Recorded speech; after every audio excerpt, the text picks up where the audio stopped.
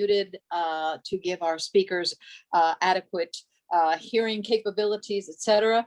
And we will have our speakers after Al does the introductions we will have our speakers first, and that'll be followed by a question and answer period.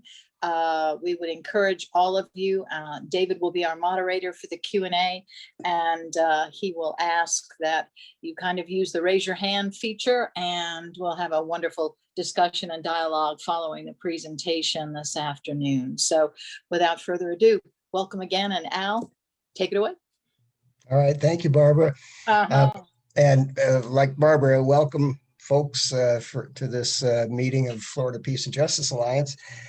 Thanks to Dr. Lynn Ringenberg for the work she's put into this, and to David Combs as well, for Lynn with the Physicians for Social Responsibility, and David with Union of Concerned Scientists. And also thanks much to Madison, Arnold Skirbo, and to Lily Adams for the work they put into putting this meeting together, to getting the speakers and so on. And some of you know Greta Zaro from World Beyond War. Florida Peace and Justice Alliance is works very closely with World Beyond War, and I do that in my capacity as the coordinator for the Central Florida chapter. And Greta Zaro always provides lots of support and background help for us on all of these kinds of things. So thanks to all of you, and thanks to you for being here this evening. Physicians for Social Responsibility is a member organization of the Florida Peace and Justice Alliance, and we'll talk about that as we go through. We're open to organizations throughout Florida who want to be involved in a more effective voice for peace and justice issues. And we're always looking for new members, and we're looking for topics and issues that are of interest and importance to those members. So we try to represent our members. I'm going to say just a couple of things about nuclear weapons. It's very much in the news with the Treaty on the Prohibition of Nuclear Weapons that has taken effect around the world. And some of you may already know this, but the United States is right now involved in a $1.5 to $2 trillion effort. $1.5 to $2 trillion that we're going to spend to upgrade and modernize and, quote, make our nuclear weapons more usable. That's a frightening kind of thought to me. We're also involved right now in an effort to, we're going to be looking at spending $100 billion on upgrading the Minuteman missiles.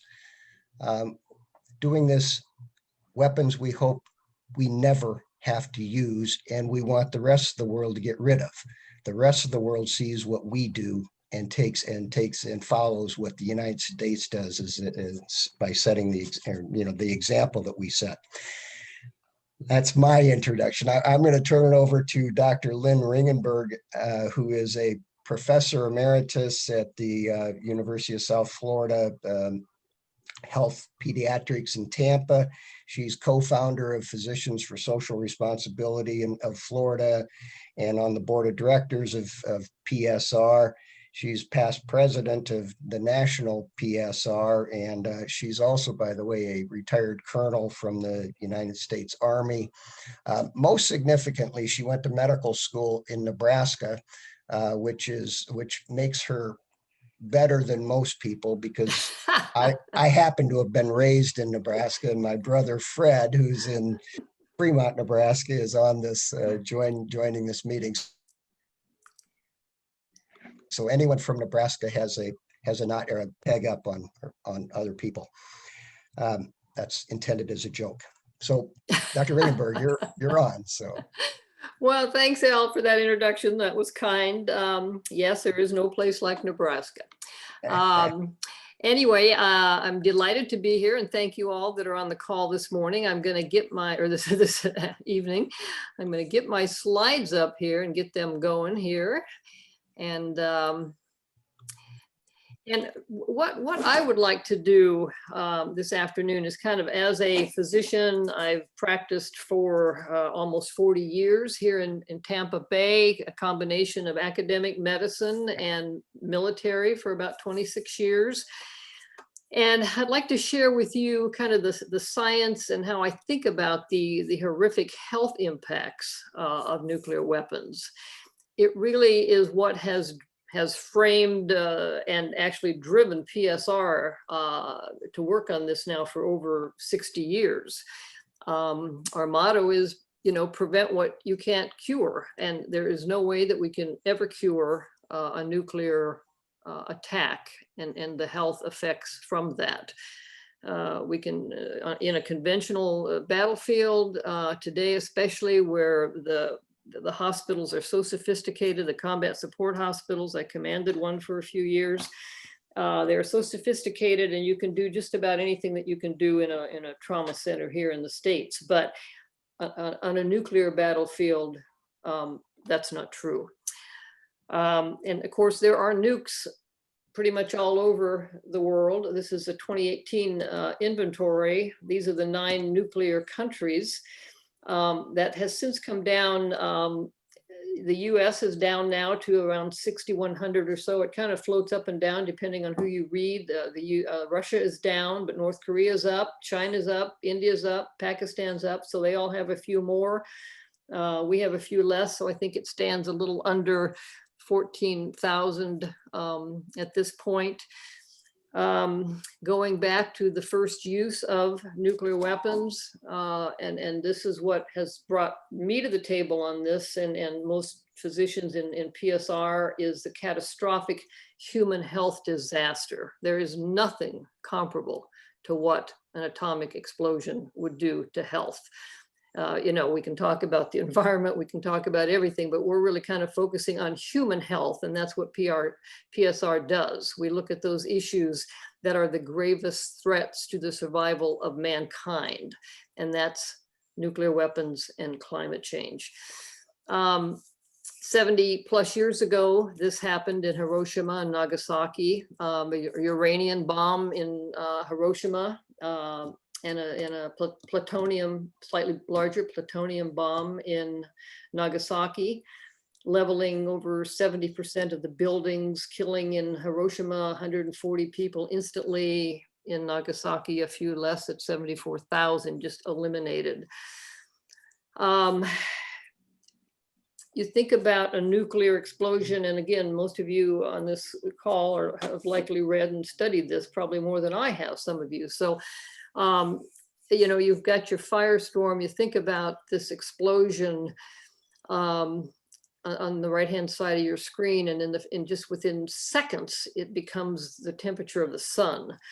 And if you kind of visualize a little bit, it's a beautiful day in Tampa Bay today, walking around the streets, maybe with your family, maybe on the Riverwalk, maybe watching baseball for the first time. This year, any number of things you're out enjoying, and all of a sudden you see a cloud like that over MacDill Air Force Base. Of course, that's where CENTCOM is, Central Command. And you know that, you don't have much time to react to this. The nuclear weapons, of course, today, like Al just said, they're so much bigger and more efficient than they were 70 years ago. 98% more efficient than the bombs that were dropped on Hiroshima and Nagasaki. And they go from, kind of lower end yields around 100 kiloton to, and those are typically found more on the Tridents, and then up to higher yields, up to 800 kilotons. And just kind of for comparison, when you think about the damage that's going to be done, I mean, the bomb that was dropped on Hiroshima was equivalent to about 15,000 tons of TNT. And, 100 kiloton bomb today is equivalent to about 100,000 tons of TNT. So much, much more powerful, much more devastating. And so you think then it goes off, and then you have, of course, all the things that go along with that, the blast effect, the intense heat, the intense pressure, the wind force. I tried to get a map of Tampa, and I just wasn't clever enough to do it, but that's Boston, for those of you that know Boston, but you could put Tampa right over that. And, you know, everything pretty much right there in the middle is vaporized. And then you just kind of work out from there as far as in the first about 3 kilometers. A kilometer is equal to about 0.6 of a mile. And so, you know, working your way out, the blast, the heat, the pressure, going out to the green circle, everyone there will be no one surviving that area of the blast. And then you go out further, and there's burns, and there's trauma from the winds and the buildings falling in. And then, of course, radiation, immediate radiation sickness from the intensity of the blasts. And then going further out to 80 kilometers, 40, 50 miles.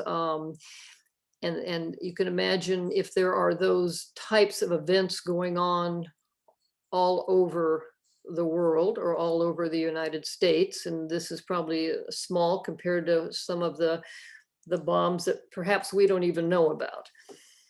And then, of course, you've got the radiation effects, and some will be immediate, and those folks will likely all die. Moderate, severe, very severe, the mortality is 70 to 100%. If you're further away from the blast, or you're more covered, more protected, you know, perhaps you'll have a milder or moderate exposure to radiation, and perhaps you won't die immediately, at least. And there's some things that we know about this, I think, that are important as well. We know that children, we know that female children, that girls and women are more sensitive to radiation exposure than are males.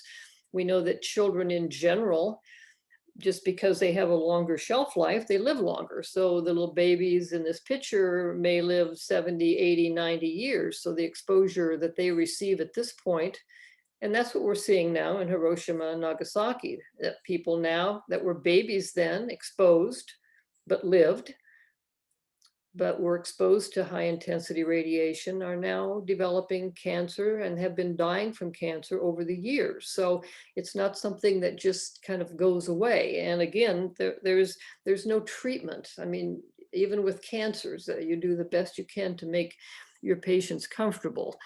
But there is no cure, and there is no real effective treatment.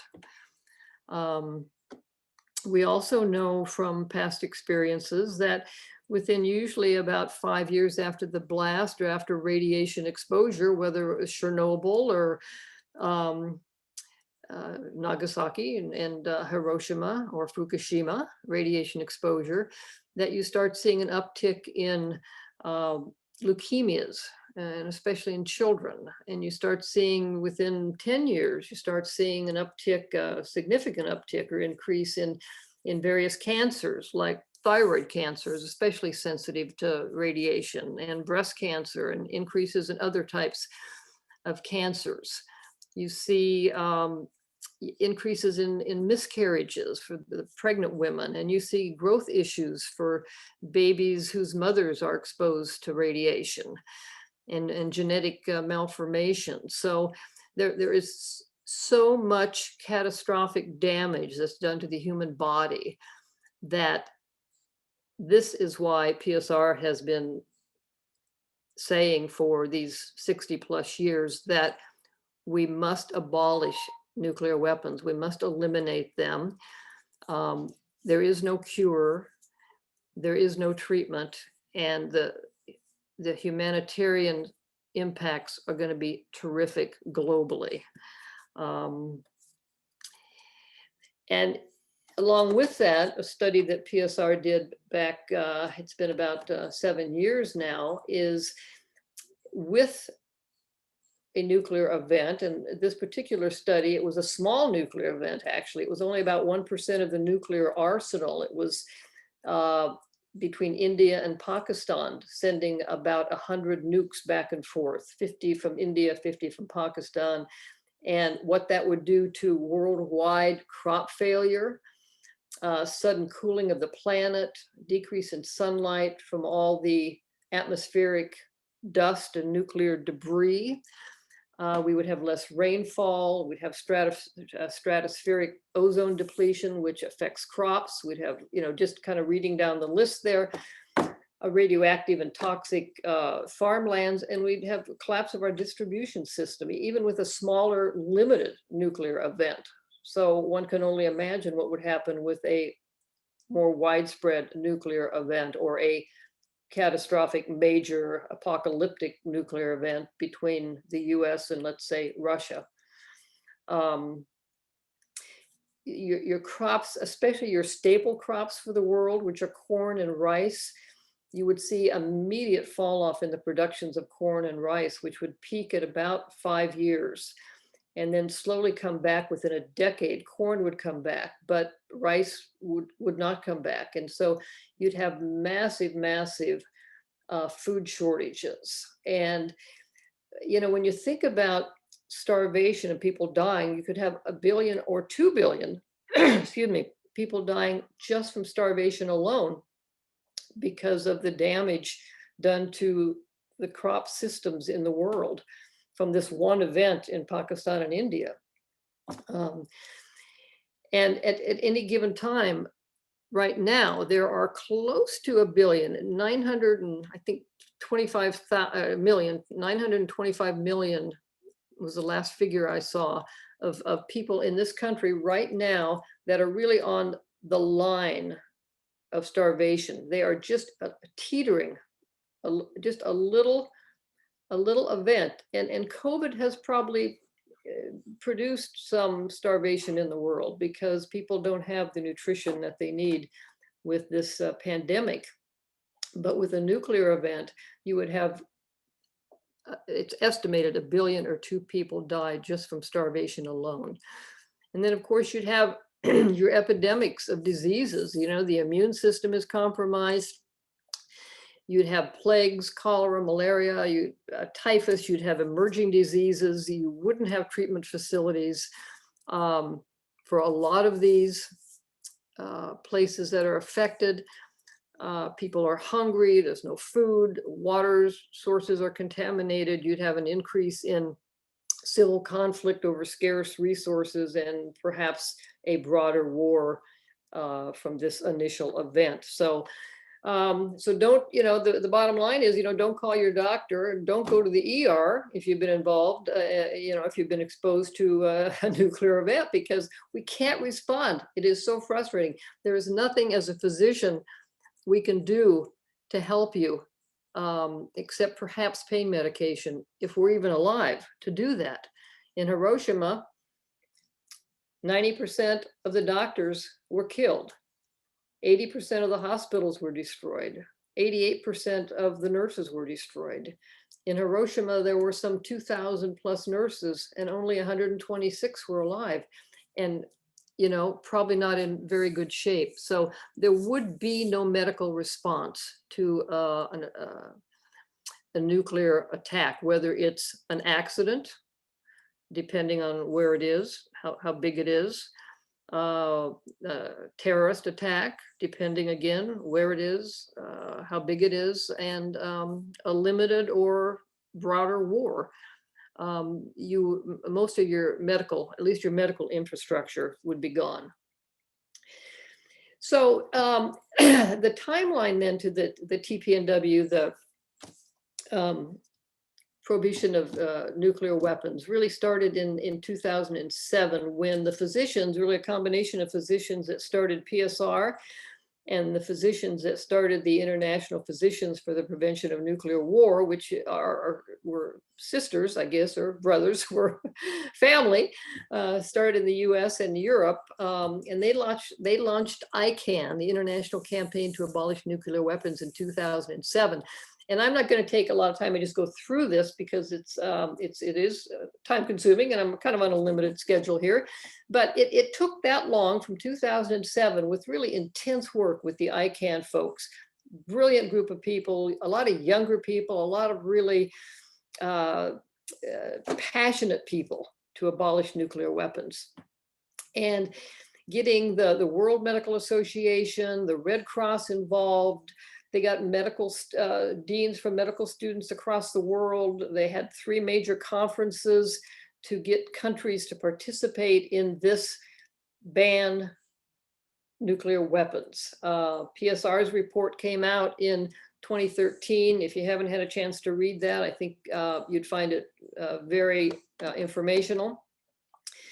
The American Medical Association came out in 2015, but really not until 2015. You know, we've been working on this for 60 some years. And then finally in 2017, the negotiations began at the United Nations, and they adopted the treaty. And then that went on to get the signatures and the 50 countries to ratify it. And ICANN wins the Nobel Peace Prize with 400 of their partners. And then finally it entered into force just last month, January of 22nd. And that was a shot in the room the day at the UN when it was voted in, the Treaty on the Prohibition of Nuclear Weapons. It does a lot of things. There are some things it doesn't do. There are no firm regulations to compel nations to sign. But that's what we're talking about today, and that's what we need to do. We need to keep stigmatizing nuclear weapons. That's the way ICANN was successful. They stigmatized all of their work, stigmatized nuclear weapons. And the humanitarian impact was a large part of their message that so many people will be killed and injured from a nuclear event. 1972, with the strategy of stigmatizing and eliminating biologicals, chemicals in 93 were eliminated. And now, for the first time, we can say that it is illegal to have nuclear weapons. Al already kind of mentioned the cost. I mean, this is an annual cost of maintaining our nuclear force for 1 year, $35 billion. Or if we did, we could spend that money on all these wonderful things down here. Now, of course, I'm a doctor, so I want my 300,000 intensive care beds. I want ventilators. I want 150,000 nurses, and I want 75,000 doctors. Instead of spending it on nuclear weapons, but it could be on education. It could be on infrastructure. It could be paying for our kids to go to school. It could be on so many things. When you look at the amount of money that our government, our money, I might add, our money that our government is spending on nuclear weapons. So Yogi Berra said, right, when you come to a fork in the road, take it. Well, I love Yogi, and he was right. And we need to take the right fork, and that's really important. The right fork takes us, and David's going to talk about this, back from the brink, which is the work we need to do to eventually then get to the United States and the 9 nuclear countries, to stigmatize them so much that they will sign the Treaty on the Prevention of Nuclear Weapons, because it is now illegal to build more nuclear weapons. If we take the fork to the left, I think it's sort of all over. Some say, well, you know, they're deterrents. Well, they're really not. And so we have a beautiful planet. A large scale event with Russia would probably make our planet look like the center Earth. And there is no planet B, although I know we're up on, Perseverance is up on Mars, running around trying to find some form of life, but there is no planet B.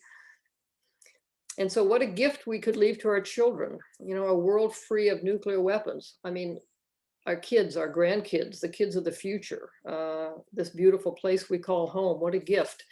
So that's why I do the work I do, and we all do the work we do, and I think need to really focus on the process now that the treaty is the international mechanism to eliminate nukes.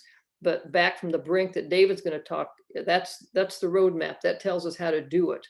So with that, I will say thank you very much. I have a few references here that you all are probably familiar with, and I will turn it over to Al or David and get out of these slides if I can.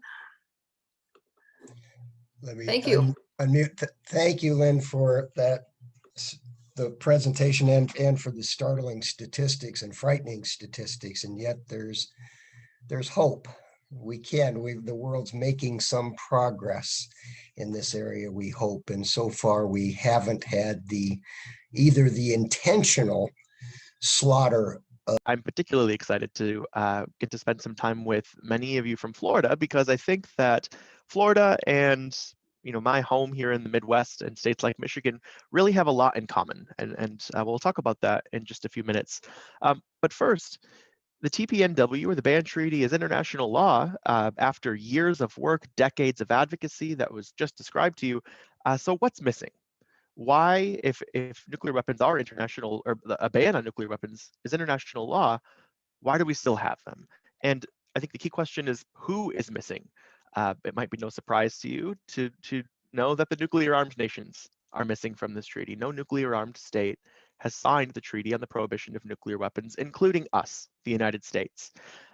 There's also the sort of frustrating reality that I personally grapple with, that the United States probably won't sign on to that treaty anytime soon, certainly not in the next year or 2 years or even 5 years. And even farther, the United States right now is not in a position to comply with that treaty. If, say, a President Biden or a current Congress decided the TPNW is a good idea and we should sign it, we could not possibly comply with it, given the status quo of American nuclear weapons right now.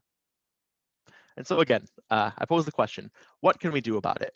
What we can do is that we can move our country, we can move the United States toward nuclear weapons abolition. We can move our status quo piece by piece, and we'll break it down into very specific pieces toward a place that we are able to get rid of our nuclear weapons and able to lead the nuclear powers of our world in abolishing nuclear weapons permanently.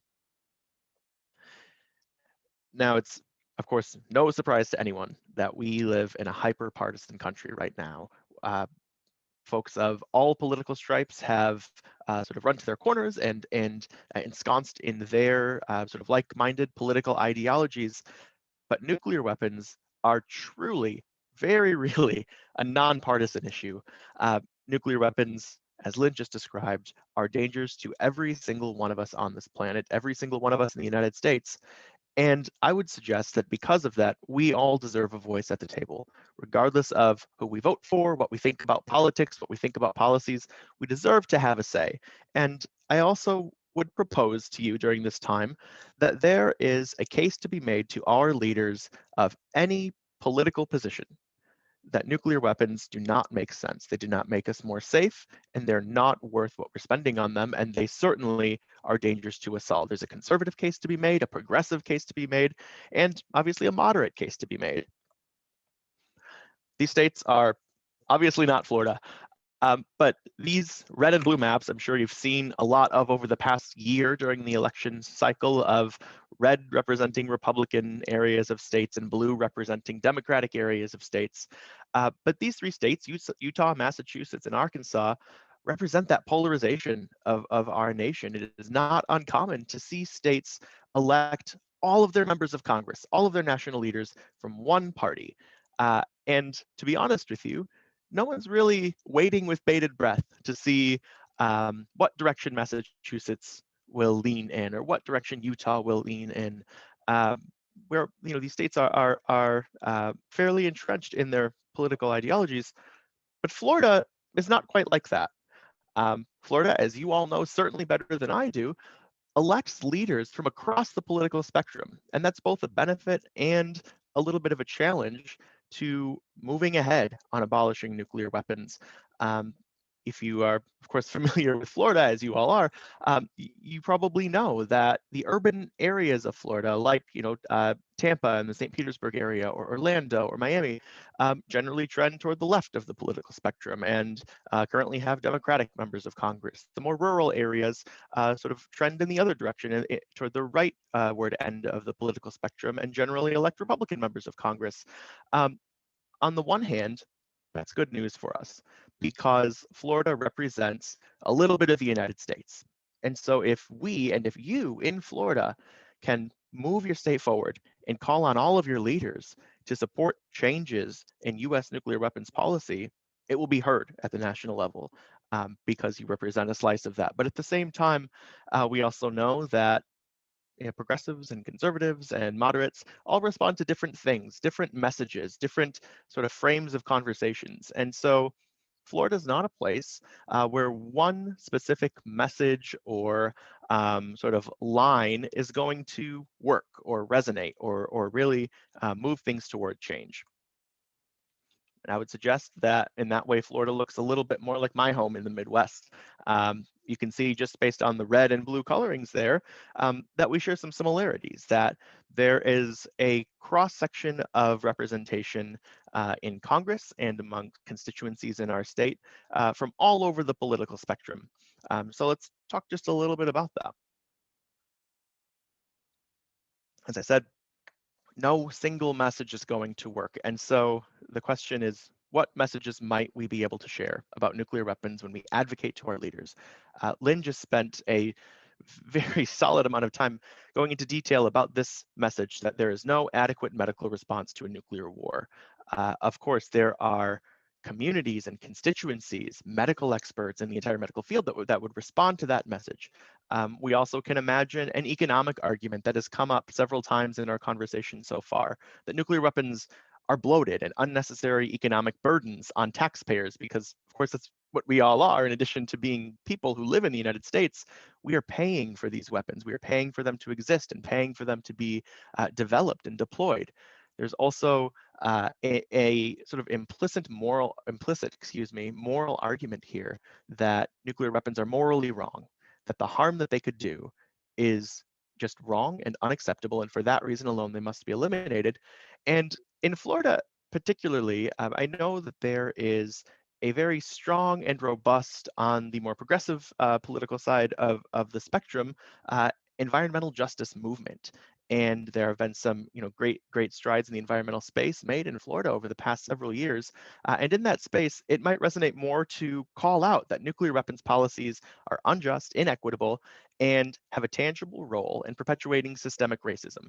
All of these messages, of course, are wildly different from each other, but they all might have a place in Florida, and they all might move us toward the same goals. So we have a divided state, as we do in the Midwest, and we have a range and array of messages that we might use. And so let's talk about I'm sorry, my slide didn't click, what might unify us and help us move together with cohesion in a way that makes sense and sets specific goals for us. So of course, what are we asking for? We're asking for 5 specific policy changes that move us, the United States, in a direction of eliminating our nuclear weapons, and in that way complying with, and ideally signing one day, the Treaty on the Prohibition of Nuclear Weapons. I'll run through these very quickly. First, the notion of renouncing first use. Conversely, we call that a no first use policy, or a commitment that the United States will never again, as we have done at one time, or actually twice in Hiroshima and Nagasaki, use nuclear weapons first. Second, we would like to see the president, any president, currently the president is Joe Biden, of course, give up the power of sole authority to launch nuclear weapons. Now, we could have an entire conversation about this, but in a nutshell, any sitting United States president has the singular authority to launch a nuclear strike at any time for any reason. There are currently no measures of accountability and no official entrenched safety measures in our system to stop an abuse of that power from happening and to stop nuclear weapons from being used. Third, we'd like to see nuclear weapons taken off hair trigger alert right now, in addition to reserving the right to use weapons first and a sitting president reserving that sole authority to launch nuclear weapons. Our weapons are on hair trigger alert. They are ready and prepared to be launched within minutes, which leaves absolutely no time to change a mind, rethink a decision, or we would suggest at UCS to even adequately assess whether or not a threat is real. Fourth, we'd like to see the cancellation of new and enhanced nuclear weapons. These are the dollars that have come up several times. There's somewhere between $1 and $2 trillion on the table over the next 30 years for new nuclear weapons and upgraded nuclear weapons. I can imagine, and I'm sure you could too, a better use for $1 or $2 trillion for our nation over the next 30 years. And of course, right now we're in the midst of a pandemic, and we're quibbling as a nation over a few $100 or a few $1,000s in things like stimulus payments and aid and things that affect our safety now. It simply doesn't make sense to dedicate trillions of dollars to weapons that we do not need. And fifth, pursue global elimination. In other words, comply with the ban treaty as it currently exists. Now, of course, these are all issues and these are all decisions that have to be made at the national level. So either a president would need to make an executive policy or make an executive declaration, or Congress would need to pass legislation, or in some cases, both, to make these things happen. However, I want to talk a little bit about Back from the Brink that Lynn mentioned in just a moment, because local governments and local decision makers have a role to play here. And to start to answer that question about what we can do, we can start locally. We can reach out to the people that we know, and we can begin in our city or our town to create a push to move things in the right direction. And that brings us to Back from the Brink. Back from the Brink is, for anyone who hasn't heard of this term or this group before, Back from the Brink is a collaborative campaign. So it's not owned by any single organization. The Union of Concerned Scientists, along with PSR and several other groups, came together in 2018 to form Back from the Brink. And the sort of group of organizations that are part of this has only grown since. And the purpose is solely to organize at the local level to prevent nuclear war and to move us away as a nation from our reliance on nuclear weapons. Now, Back from the Brink has what we call the call to prevent nuclear war.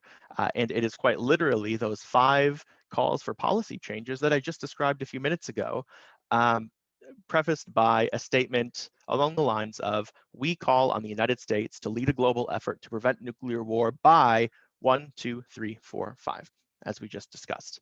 Now, there's a large amount of space in the we call on, quote unquote, the we. Who's the we? As of right now, the we is over 350 organizations from every space, from the medical field to faith communities, to the physical sciences, environmental groups, the national security space, and more, that have come together and continue to come together to call on the United States to do those 5 things. In addition, there we are.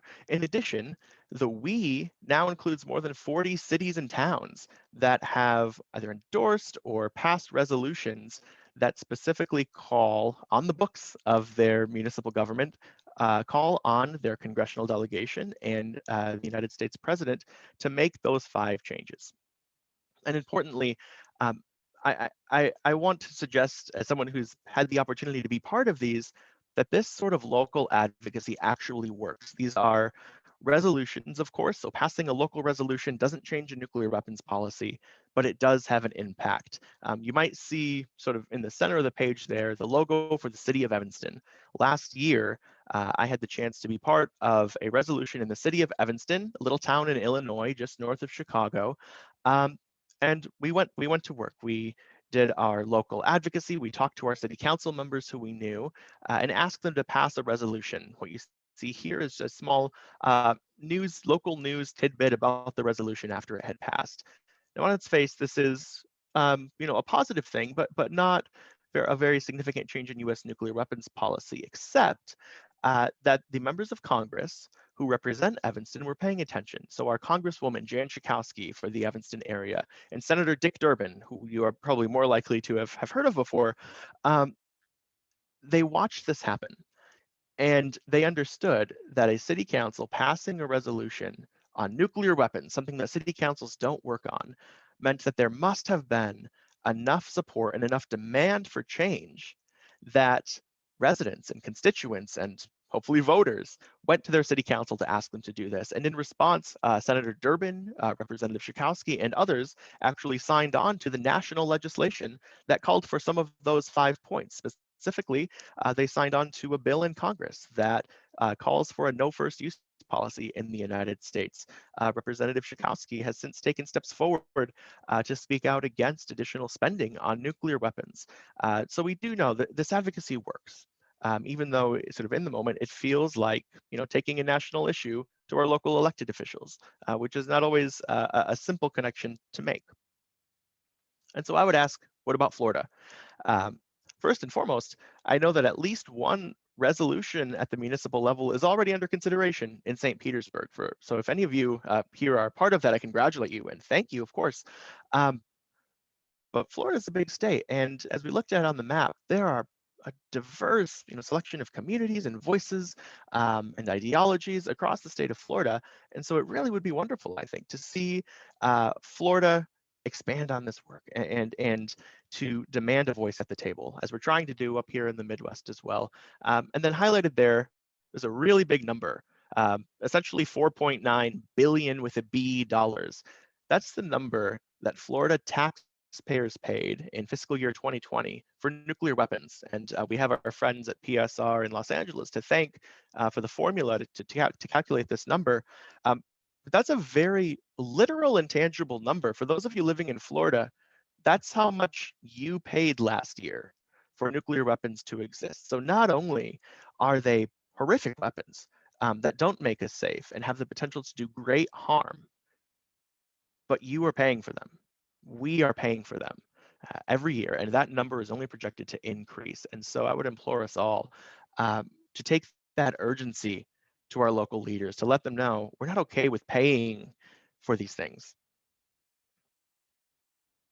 And finally, I just wanted to talk about some what ifs before we dive into some open discussion, because these two questions are questions that I hear all the time and questions that frankly I had when I came into the nuclear weapons space, not being an expert. The first is, what if I'm not a nuclear weapons expert? How can I, David, or any of us try to have some influence on these issues if we're not physicists, or we're not weapons designers, or we don't have some sort of credential to speak with power on these issues? And what I would say, and what I try to tell myself every day, is that every single one of us on this call, are experts in the most important way that matters. We're experts on our community. We're experts on, of course, ourselves and the constituencies around us. We know what the mood, the tenor, the desires of our community are. And so if any of us goes to our city council member or our mayor and communicates that these issues are important, then they are important. And you probably know any elected official worth their salt probably wants to keep their job. And if they want to keep their job, then they'll recognize that it is their job to carry out the will and the desires of the people that they represent. And so just to that question, if you're not a nuclear weapons expert, first of all, join the club. I'm not either. But know that you are an expert in the most important way that matters most to elected officials, especially local leaders. And then next is the big question, where do I start? These are, again, big issues. And now I'm sort of piling on politics and advocacy on top of that. Where do we begin? And I encourage you to reach out to me, even though I'm not in Florida, or the folks who are, David, Al, or any of the organizers here. If you're interested in getting involved, efforts are underway in Florida. The fact that you're here is a testament to the fact that efforts are underway. These issues are being thought about. And so you're not alone. I would encourage you to reach out. We can get you connected to the other folks who might be in your part of the state who are working on a push locally to try to move us in the right direction on nuclear weapons. And then just finally, I have a very tangible next step for you.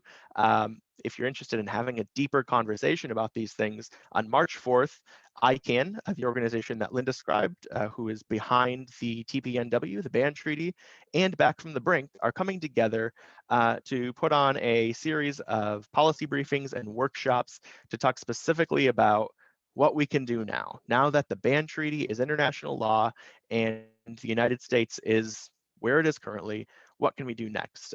What you see here is actually a screenshot from that website, preventnuclearwar.org. If you're interested, I'd encourage you to go there, check it out, sign up for a workshop. I know my colleague here, Lily Adams, will be facilitating one of those workshops. It's definitely worth checking out if you have any interest at all in continuing the conversation. And so with that, and with an eye on time, I will hand it back to you, Al, I believe. Yes, for momentarily, yes. Thank you, David. Thank you, Lynn, for those excellent presentations and all those, again, startling statistics. And I see some comments in the chat. I'm going to turn it over to David Gibson, who's going to lead the Q&A. And so, David, you're on. Thank you for being here, everybody. Al, David, Lynn, everybody, great job so far. This has been really eye-opening, and I hope everybody's been paying attention. Here's my pen. I have a sheet of paper here. What I'm going to do is ask you all to use the reaction icon at the bottom of your page. There's either a set of clapping hands or raise hand option, right? And if you want to speak, put your hands up. I will take your name down and I will call on people, and then you can ask your question. Try to keep your question to the point. Try and be brief. I will favor calling on people who don't speak as much or don't speak as long. And once I've called your name, remove your hand so I don't call you again. So if there are not any questions, we can proceed. So you can start raising hands.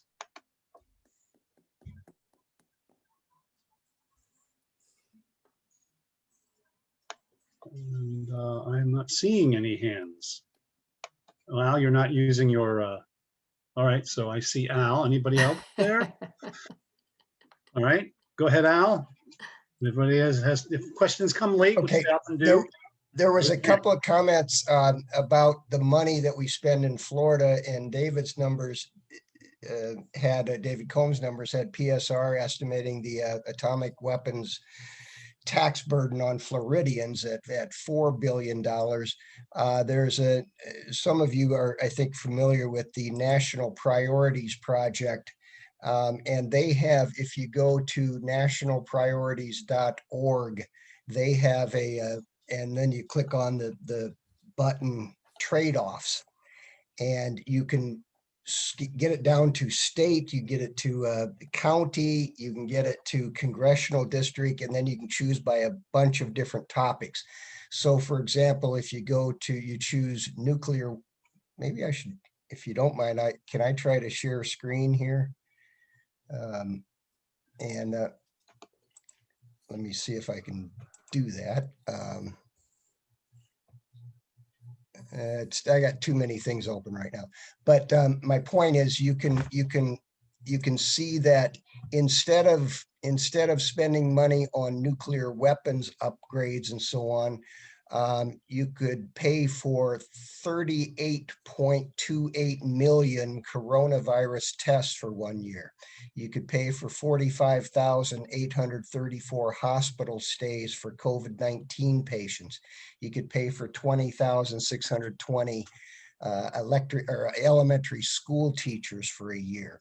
So my point is there's a very good tool that National Priorities Project has at nationalpriorities.org, which allows you to put into very concrete terms for every state, every county, every city, every congressional district in the country, what these are costing taxpayers.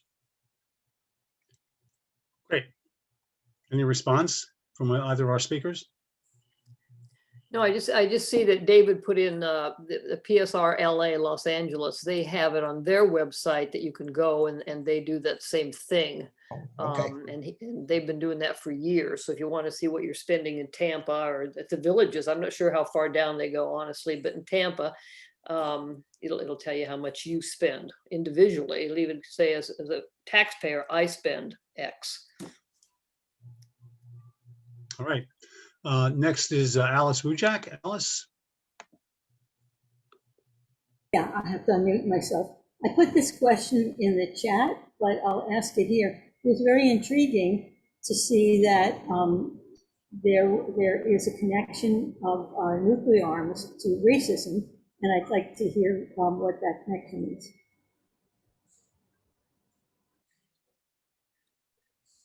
I'm glad to answer that. Lynn, did you have anything you wanted to say first? No, you go ahead. I have one comment maybe, but you'll probably cover it, but go ahead. Sure. Well, I guess first I would preface this just by saying we could have a several-hour conversation about that topic, I think. And it's a good question. In brief, the three sort of top line areas that come to mind for me are related to the decision making, the money, and then the issue of security overall. So first, on the decision making, the nuclear weapons complex, since the inception of nuclear technology through to today, remains an extremely exclusive decision making process. As we've all talked about for the past, several few minutes here, nuclear weapons affect every single one of us. In the event of a nuclear war, they have the potential to affect every single one of us. And in their role in international policy and determining policy choices and resource allocations, they also affect every single one of us, not to mention the fact that we're all paying for them. Yet, a very small group of people in the United States who are, just to be completely frank, generally white men, make these decisions. That the group of decision makers around nuclear weapons in the United States is not representative of the entirety of the people of our country, not even sort of. And so I think there's a conversation to be had there. On the money issue, again, we're talking about somewhere between $1 and $2 trillion over the next 30 years. There is no other security area or security issue that has that sort of investment on the table. But we also know that there are other security issues that affect people living in the United States. Nuclear weapons is one of them, certainly, and nuclear weapons are a danger to us all. We could also, bring in sort of the local element, and there are issues of, violence locally. There's a renewed movement around police violence, and and we could sort of go to the state level as well, and issues related to the National Guard and local deployment of the National Guard, and so on and so on. But there is a underinvestment in security issues that impact communities other than those, mostly thinking about nuclear weapons, and there's a massive overinvestment in nuclear weapons. And that sort of leads into that last element, or the third element, I should say, of the notion of security at all. Nuclear weapons, I think, many of us would agree, are a threat to every single one of us. But nuclear weapons are not the only threat to many folks' safety. And this one feels a little bit personal to me because I live a very, again, frankly, safe and privileged life. I have a very nice apartment where I'm comfortable and I'm able to work from.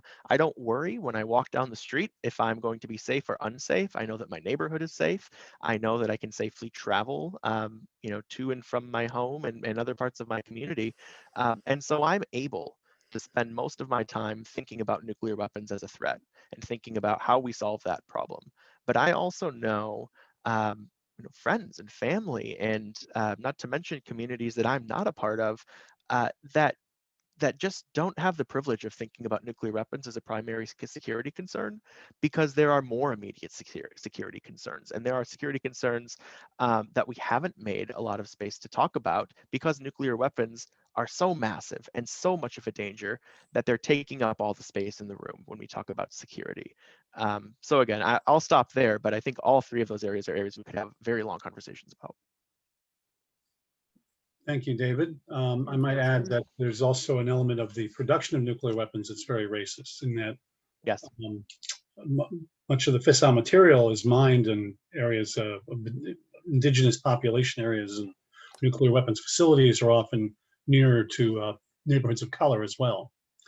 Any other comments on this before we call on our next person? Okay, Manal, I see your hand. Thank you. And I just wanted to thank both speakers. Great information, new information for me. And I wanted to point out that St. Pete, Florida, I think is also the city that is doing City of Peace. I'm wondering if you guys that are doing this work how we Floridians and other cities can really try to strengthen, give them more voice and more courage or more support so that other cities can do what they're doing, replicate their work. Just we're looking for some ideas of something that other cities have partnered with each other to help each other out to kind of get the ball rolling. Are you in St. Pete? No, I'm in Ocala, but Oh, I don't know Ocala, that I'm okay. ready to help. Ocala is not very forward thinking currently, but I want to support St. Pete somehow, even if it's just citizens doing it, to let me, it's almost like if the FP, Florida Peace and Justice Alliance, highlights them to try to see where we can get support and then eventually get our own city. So I don't see my city being one that would take us. I don't know, Barbara's in the same city, so she can weigh in. So I'm really looking to, lift up their work to see that other cities can follow to eventually get our city there. Well, I might add, I don't know much about the City of Peace. Now, Al, you may know more about that than I do, but I started, and I think it's me, David, that's working in St. Pete, but there may be somebody else, I'm not sure. I started, well, goodness, the pandemic really threw everything off, but I met with the mayor. Several of us met with the mayor initially, Kreisman, and he was extremely receptive. We had a packet of information, we had sample resolutions, and there's just a ton of training material on our websites, all the websites, but especially I think to Prevent Nuclear War, they've got a lot of really good training material, sample resolutions and things. So I met with him. We kind of strategized how to meet with the city council at that time, and I think still, but I'm not sure, they were pretty much all D's, Democrat, and he thought we'd have no trouble getting it passed, and ran it by his attorney. And then I met with Darden Rice, who is one of the city council women. And then the pandemic hit. And so it's been, and she's now running for mayor, but she's still city councilwoman, I think. No, I think she had to resign that too. Anyway, so that's kind of, it just got left in limbo after the pandemic started. I had sent material to all the city council people in St. Pete, and I never heard back from anybody except Darden Rice. And so, and I met with her just prior to the pandemic, and she's supportive. That's kind of where I've left it now. So I hope that someone, I mean, I would love to work with someone to kind of help do it again. I found that I was just being stretched too thin and doing too many things, as I know everybody is on this call, but and then had some health issues. So anyway, the combination kind of knocked it out for a while. But I think that the city council, because it's a progressive, it's more progressive than Tampa. And although I know some of the city council people here, and the county commissioners, it's just a little more progressive than Tampa. And that's kind of why we focused on St. Pete. And then we were going to go down to Sarasota. And that's kind of as far as our thinking has gone on this right now. In respect to Sarasota, are you in touch at all with the Peace Center down there? No, I've not been really connected with any peace centers. Because I can get you connections there if you're interested. I think Okay. they might be very, very interested in this. I see Al's hand, but before I call on Al, since he spoke earlier, I have a question, and I wanted to know, particularly from David, also Lynn, if you know, what sort of plans there are to include the possibility of eliminating the land-based triad as a step toward moving us in the direction of eliminating nuclear weapons. I know there's discussions happening on that on a national level. Our organization is discussing it. Yeah, so David, of those 5 sort of points or policy prescriptions, the 2 that, at least, speaking for UCS, I won't speak for any other groups, that feel really viable right now in the current sort of climate and situation are some semblance of a no first use policy, and also at the very least reducing funding for land-based missiles, if not eliminating funding for land-based missiles. So first of all, just the straight answer to your question is yes. I've heard that as well, and I've been part of those discussions. But beyond that, the question is really going to come down to a budget question.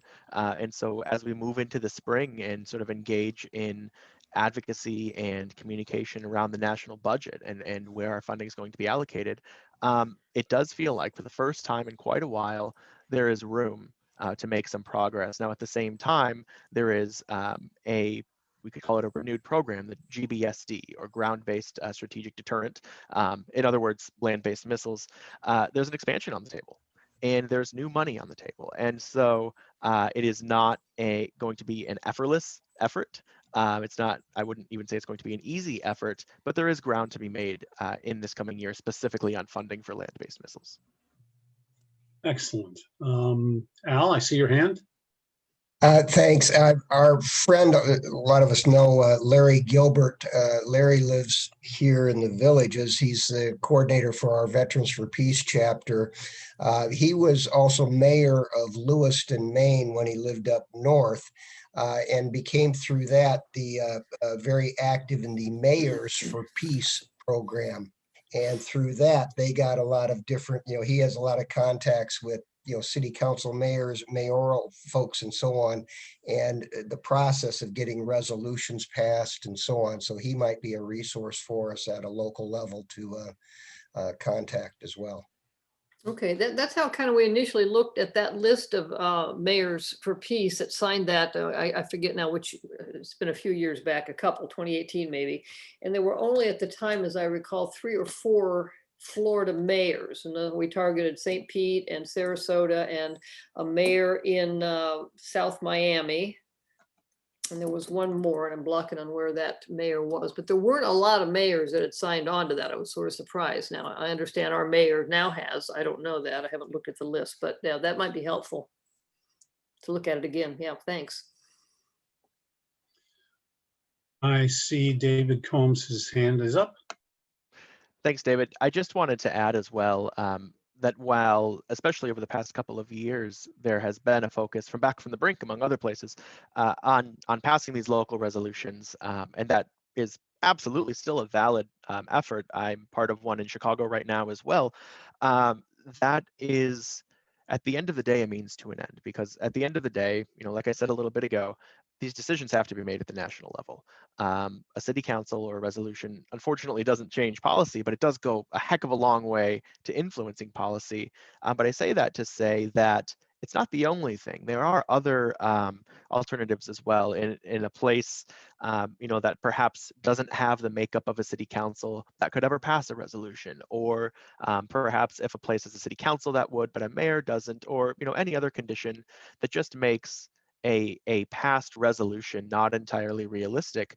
There are other options out there. It goes a long way for a mayor, say, to join Mayors for Peace if they're not already, or to write an op-ed or a letter to an editor of the local paper, for example. Those things carry weight as well. And also, just as sort of a preview of what's coming down the path from the Brink, there will be I believe, a letter coming out shortly that is designed to provide that opportunity for individual members of city councils or individual mayors to sign on as an individual lawmaker to President Biden and the 117th Congress to call for these changes in the event that either a resolution has already been passed or that it just may not be on the table right now. So just something to keep in mind, that a resolution, even if a resolution isn't possible, there's still room to do some meaningful advocacy.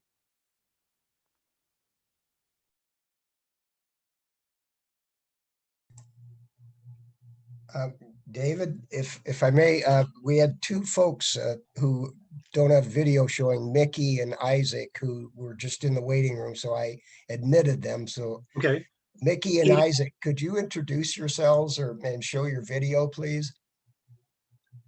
Also, you both should know we're in a question and answer phase for David and Lynn. You didn't hear the presentation, but if you have questions about nuclear weapons, don't feel free to ask, even, and don't worry about if it's been asked before, since you're new to the meeting.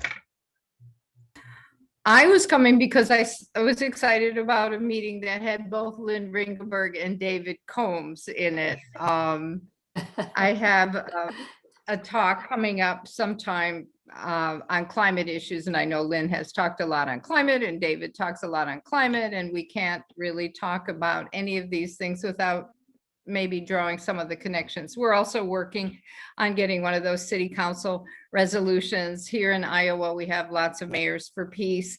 We are frustrated, just like everybody else is, about how to, make this issue a little bit more tangible, compelling, engaging for the general public, who is now, understandably quite engaged with COVID and with inequities and all kinds of other problems. So I just wanted to hear what Lynn and David had to say. Hi, Lynn and David. It's so good to see you. I see John in the background there. Yeah, somewhere doing dishes or something. Yeah. Maybe dishes. Good. You have him trained well. Good. Nice to see you. Nice to see you. Yeah, we have a climate talk on Wednesday with Karen Solomon from Harvard, Wednesday night for medical students here. That should be very good. Hey, John. We'll fit. Sorry, David, you shouldn't have asked, right? That's fine, that's fine. Okay, I see Haig has his hand up. Yes, thank you. It was an informative presentation.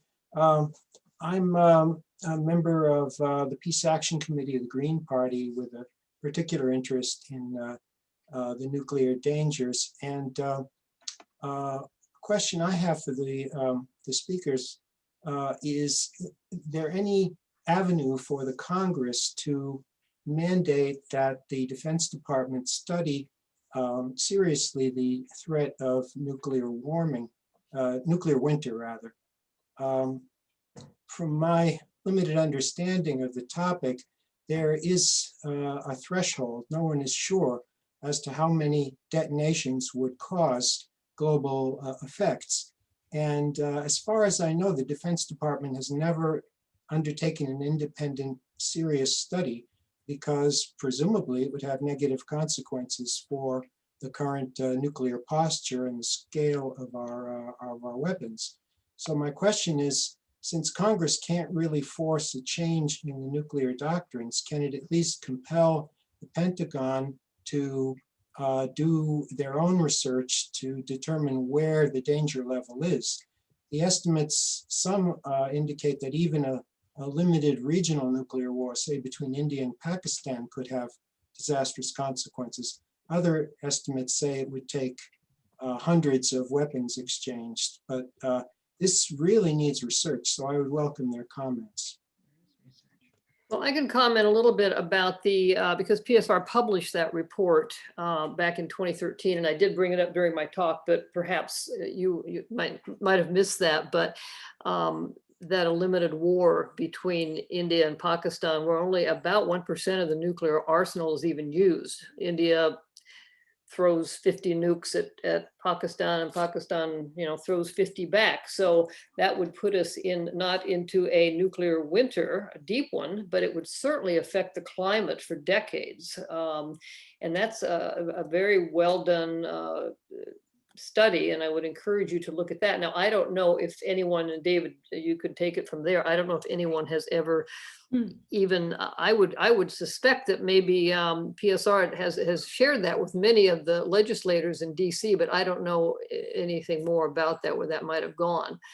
But if other studies are being done, I don't know. And maybe Maureen knows, I don't know. Lynn, I don't have a lot to add other than what you just said. QCS in our work, we've relied from time to time as well on the PSR report, and I know that Dr. Ira Helfand has done a lot, tying that report along with back from the Brink work and some of his advocacy work. Right. But to the other question that you asked about sort of whether or not Congress has a mandate to call for a study. And from a practical perspective, yes, Congress can call for a study. I am not aware of there being any sort of political viability for something, say, within the Pentagon to occur like PSR has done on the outside. I know sort of nod at satisfactory answer, but I don't know that there's a political will for Congress to actually do it. But it's a good idea. Sure, I think it's a absolutely. great idea. Allow me to address that. I know that, and we've used this as a strategy, or I should say a tactic in past campaigns, that you can go to any friendly congressional representative and ask them to request a study from the General Accounting Office.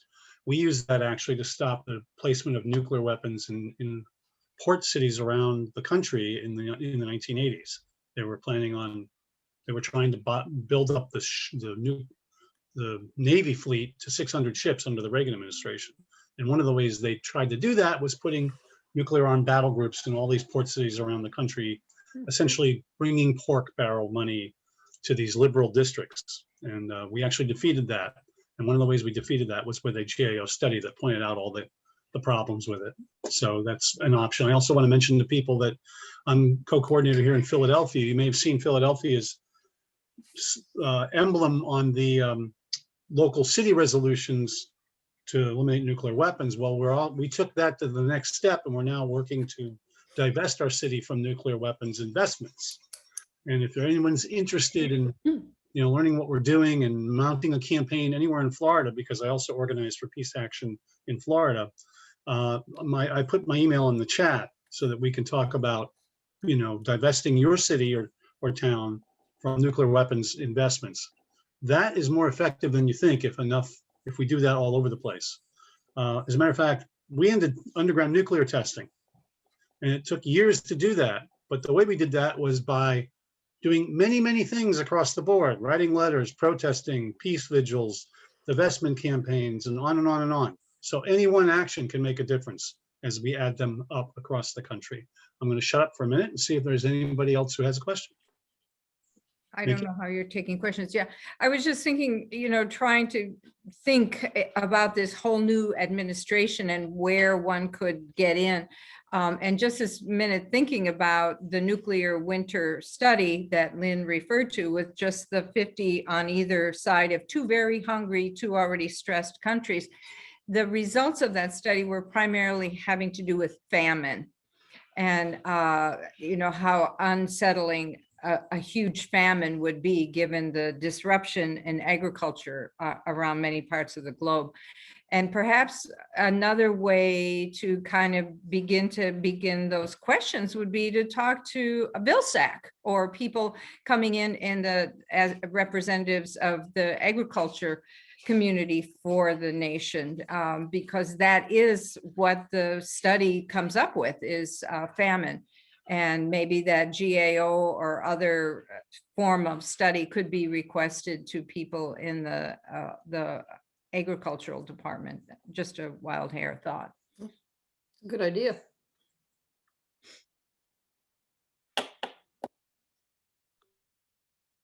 Okay, I see no more hands. We'll do a last call on questions before I turn it back to Manal for our close.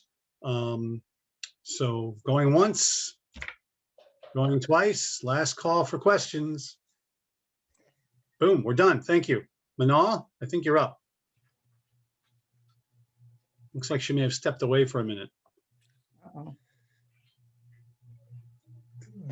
One comment, you can go to I'll find the link.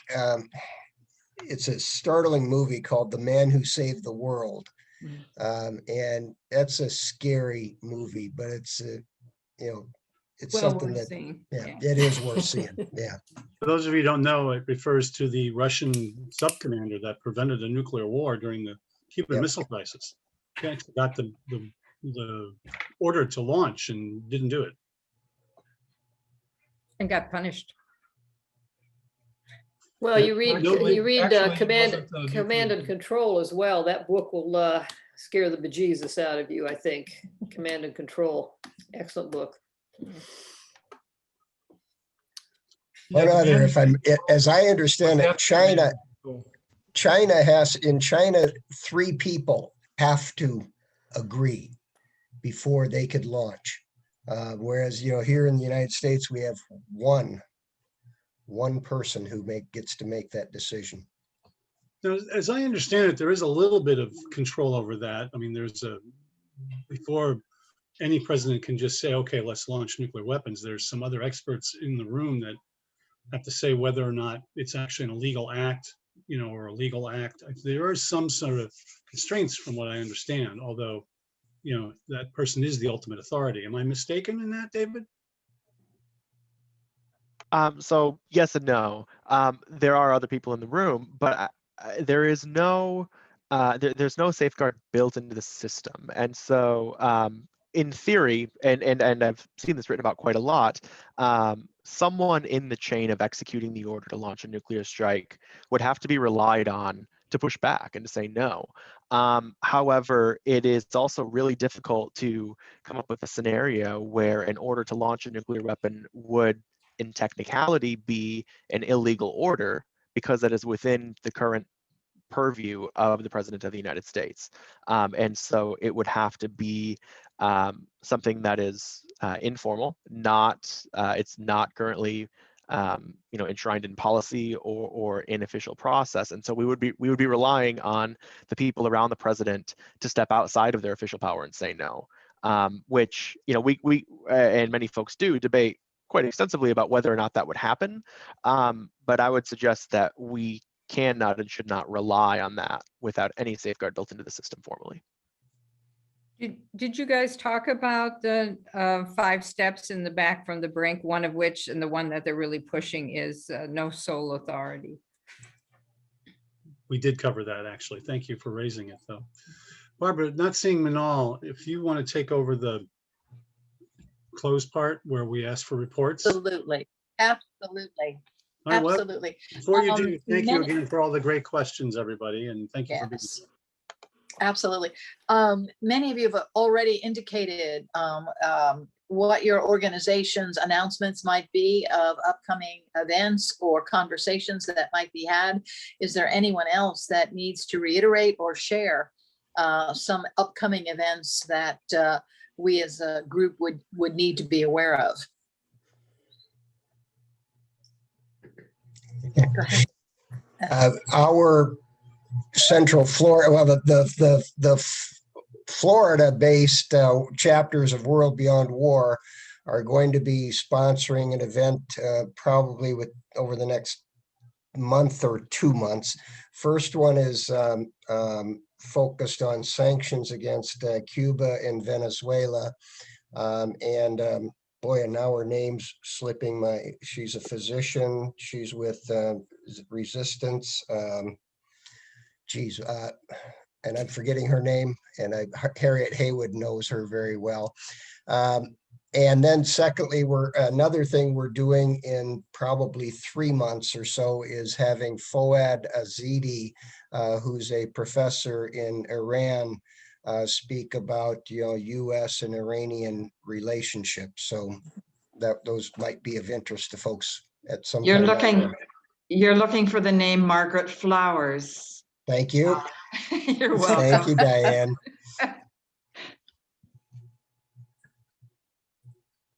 David, you had your hand raised. Sorry there. Sorry, Yeah, I just away. Go ahead. Sorry, no, if you were saying something, David. Oh, that's okay. Okay. You have another question, David, or not? I was just going to reiterate in the upcoming events, I'm dropping that PreventNuclearWar.org link here. March 4th is the day that ICANN, the campaign, international campaign behind the ban treaty, and Back from the Brink are coming together for that series of workshops about, to take a deeper dive into the policies and into the current situation and what might happen next. So if you're interested, I encourage you to check out that link there. Wonderful. And I see Haig has his hand up again. Haig? You're on mute, Haig. Thanks. We on the GPAC's committee, we've adopted as one of our long-term goals strengthening collaboration among existing U.S. peace groups. And as a baby step in that direction, we've created we've attempted a unified Google Calendar for all peace-related events. And that's how I came to be aware of this one, because I've been doing the initial maintenance. So I've put the link in the chat if you want to take a look at it. And there's an email address where you can submit events as you become aware of them, and we will post them on the calendar. All we need is a brief description of the event and a link to register or to get more information. So we're hoping that this will be a small step toward greater unification of the peace movement. Over. Thank you. So I'm going to talk about one of the things that my organization is involved with, and that is restarting the Iran deal. And one of the things we're asking people to do is contact your senators. I know, it's a big lift, but contact your senators anyway and ask them to sign on to the new legislation that's been introduced by Senator Markey, speaking out in favor of a rapid re-entry into the Iran deal. We want to put pressure on both Scott and Rubio, regardless of whether or not they'll sign on, just so that we can put pressure on them and they know that people want this. And we will be able to use their response in future campaigns to push them in the direction we want. It really does make a difference to contact these two senators. There will be efforts in the House that we'll be posting, so you can look to our website for that in the future, or our Facebook page. But that's what Peace Action and Peace, Justice, Sustainability Florida, who I represent, is working on in Florida right now. There you go.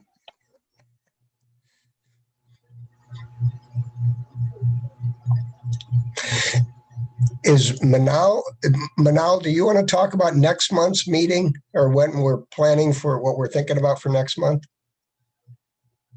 Well, are we still going to go around and let the groups talk about events before we go to next month? Or are we done? It's 6:27, so we need to finish up. Oh, gosh, I don't have my notes in front of me. You got me off. Barbara, you're on mute. So for our March meeting, Al? Sure. And what we were going to do, again, this is Florida Peace and Justice Alliance, and we're a member organization. What Haig spoke about in terms of bringing peace organizations together. We're trying to be, we are an alliance of peace and justice organizations. You know, we've talked today about nuclear weapons, but there are groups in Florida working for the fight for the $15 minimum wage. There are, lots of issues related to peace and justice. What we want to do at our March meeting is get all of our members to come to the meeting and introduce themselves and let us all know what they're doing and how they see what benefits Florida Peace and Justice Alliance can bring to them. And we hope they will invite other peace and justice organizations, but it's intended as kind of a forum or a membership kind of thing without a specific presentation other than tell us what we can do for you. Tell us what you're doing, tell us what we can do for you, and so on. Did that cover it, David, Barbara, Manal? Yes, so I'm going to reiterate because I have been missing today. So what you had just, it's really members highlights. And we wanted to be able to have you tell us your priorities, your focus areas, what you're doing, and how we can help. Right, Al? Yes, yes. Saying it, I'm repeating, I'm duplicating what was just stated. So thank you. I took a lot more words to say it. You just were more economical. So it should be a good meeting in March. Give everyone a chance to weigh in.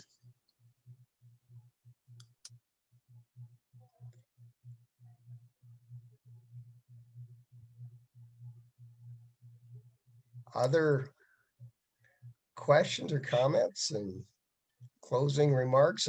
I'm putting in the chat for everybody our website. If you have campaigns that you want assistance on, that's why we're here. You know, go to our website. There's calendars that are going to be postable at some point in the very near future. There's a way to contact us through email so that if you have a campaign that you want to roll out and want other members of the audience to know, we can make that happen for you. You know, we are meant to be a resource for groups around the state. So I'm posting that right now in the chat for everybody. Please copy it, and then you can use it to really make this alliance a viable option for groups to work together throughout Florida. Yeah, and we have that Facebook page, so that's another place where you can post your events and announcements. But it's really nice because I'm learning about a lot of groups I wasn't aware that existed, or this whole effort of having a place to post events. So that's great information. And I think part of it is us just not knowing that there's a national, international calendar, for example. So thank you, everyone. It's great to see you all. Please come back If next you'll month. all bear with me, I'm going to post the Facebook page link as well. And somebody put in chat, this recording will be made available. We'll get that out, the link to it, it'll be out on the cloud and so on. So if you want that, And Dr. Lynn, is it okay? I took a few screen or shots of your slides. Is it okay Sure. to post those on the Facebook page? Yep. Okay. Yeah, great presentation. Thank you for all you're doing. Thanks. I lived in Ocala for a while. Oh, I but none of you- practiced, I lived in Ocala and practiced in Inverness. Wow. I And you said, love where, the area. where are Yeah. you now, Lynn? Tampa, Tampa. Okay, you're not too far. Tampa. Yeah, Yeah, not too I'll far. have to come visit you. Yeah, absolutely. Well, All right. I'm going to sign off, guys. Thank you so much. Well, thanks for inviting us. And David, pleasure meeting everybody. Thanks so much. thank Thanks, you, Be well. everybody. Good Get to your meet you all. vaccines. We're all gonna Be sign well. off. Okay. But no, Bye-bye. I'm not able Thanks. to post this right now. If you want to get it out to people, please do. Anyway, thanks for showing. Thanks for coming. Tom, good. Absolutely. Tom left. Good to see Tom Miller there. Bye, Okay. everyone. Good Bye-bye. night, all. Thanks, Wait, everybody. Uh,